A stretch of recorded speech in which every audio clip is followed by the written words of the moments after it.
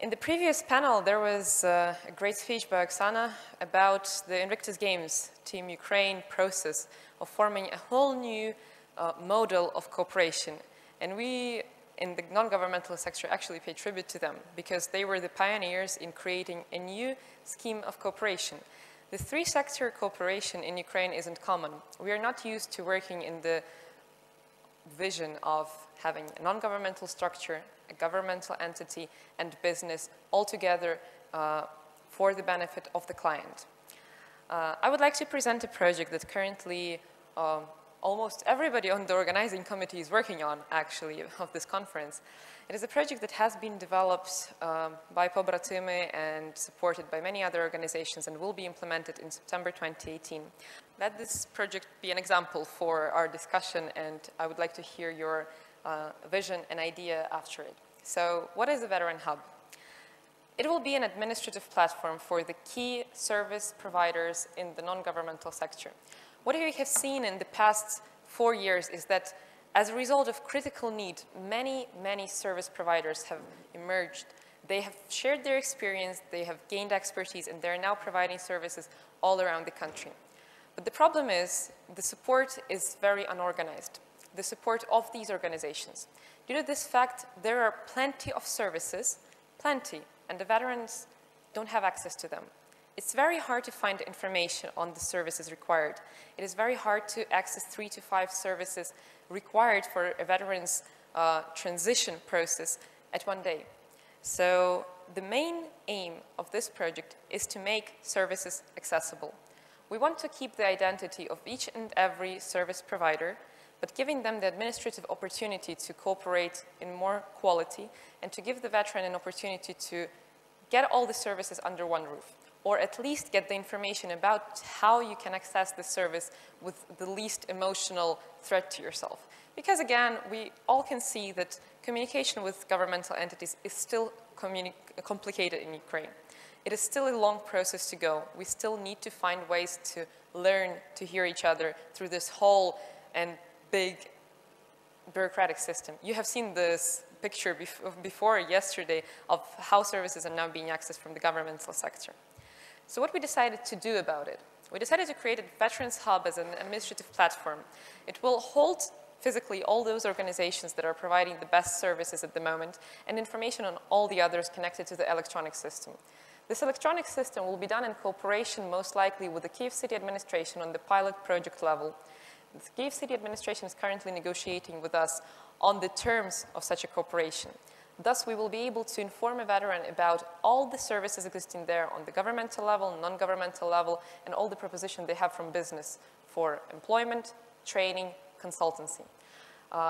This project has 2 sub-projects, which is a sports center, and we hope for great cooperation here, both with Invictus and Games of Heroes, the other project on sport for veterans here, because as Oksana mentioned, adaptive sportsmen don't have facilities to train in Ukraine, and that is an issue, and that is a problem because I've been to all these regions and I have seen the way it happens now, and it's not something about dignity. They don't have dignified services over there. The second one is a hostel for them to stay in Kyiv while receiving the best services. Unfortunately, most of the high-quality services are concentrated in Kyiv. On the regional level, experts don't have as much access to information and consultants and such conferences as they have in Kyiv. And that is something we will conquer in a strategic way. The satellites of the project include a mobile office to work with the region and a training center for more longitude programs, again, for each organization to apply for and use when they need it to provide the services.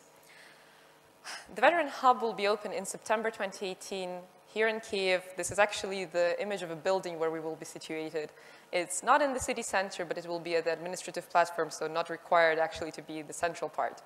It will have the services and consultation for the veterans. It will have the educational zone for every organization to access and book a place to participate there and to reach their target audience with the maximum effect. They will have the safe communication place, and they will have a co-working for the veterans organizations to basically sit there. We cover their administrative costs. They have to improve the quality of their services for the money they have left. The co-working and the educational zone will be the main spaces where a veteran receive services and information, and it will be constantly active and working. The whole space is about 800 square meters. It's quite a large building, actually, and we hope that this place will be crowded all the time.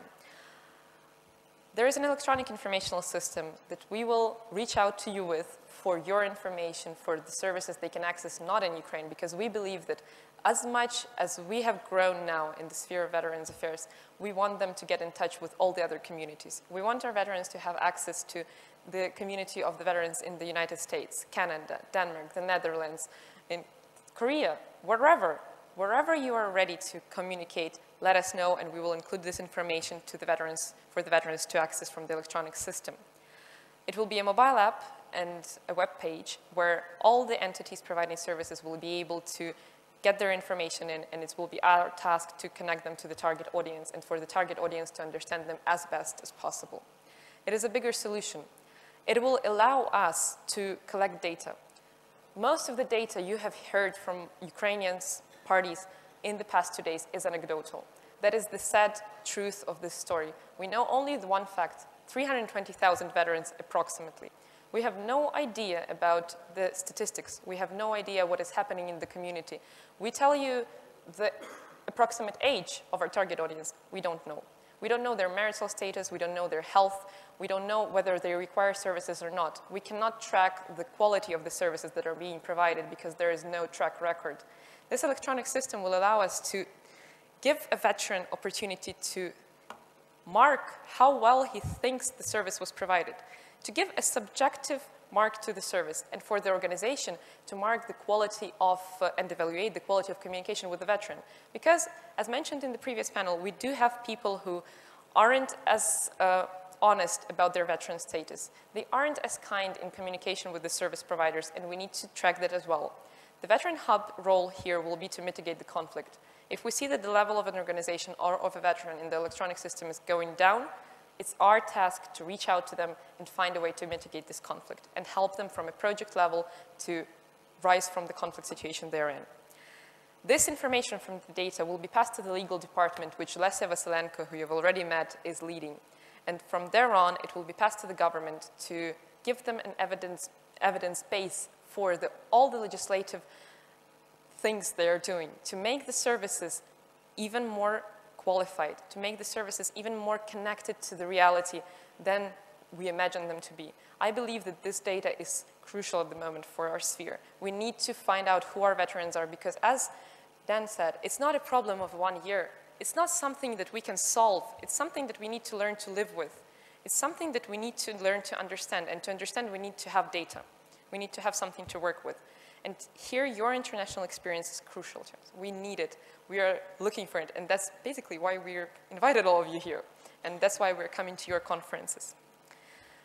This project will be realized on the pilot project stage by the support of the funds of Victor and Yelena Pinchuk. This negotiation has been going for a year and a half so far, and this has been a very hard process. We have here Olga Rudneva, who will represent the Yelena Pinchuk Foundation, and tell from her side, what is it like to be in a negotiation with a new organization that is only 4 years old on a project that seems so unusual for the Ukrainian reality and sets such a big mark? And what kind of a challenge it actually is for business to support such projects. We have partners that don't represent fully here, and I don't know why. There are more organizations there. I don't know, maybe you see them all? No.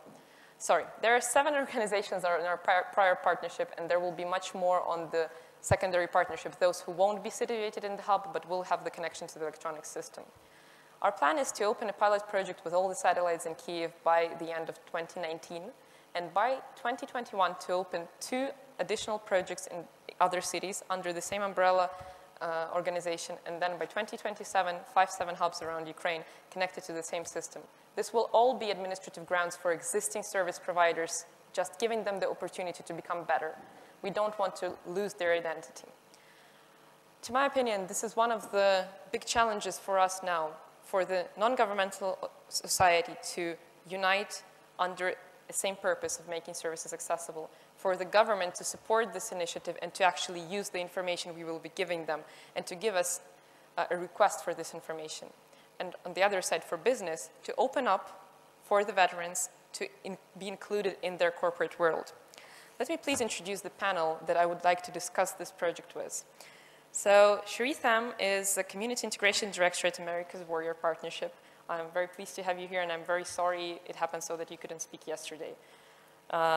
Nick Tran is the Manager of Community and Veterans Affairs at Schlumberger, and he has shown me an amazing video of how they actually promote the veteran in a corporate world to the HRs, and this is something that we will really want to adapt here in Ukraine and something we will learn from. Olga Rudneva, as I presented before, is the chairman of the Olena Pinchuk Foundation. Anton Kolumbet is the deputy chairman of the Kyiv City Veteran Union. They have an amazing experience, to my opinion. As a veteran, Anton has managed to bring his organization into the Kyiv City Council and now become part of it so that the veterans have more access to services given by the Kyiv City Council. He is actually extremely good at papers, and that is something most of us are really bad with, and paying tribute to his work. And as already you know, Danvig Gubertum, the president of the World Veterans Federation.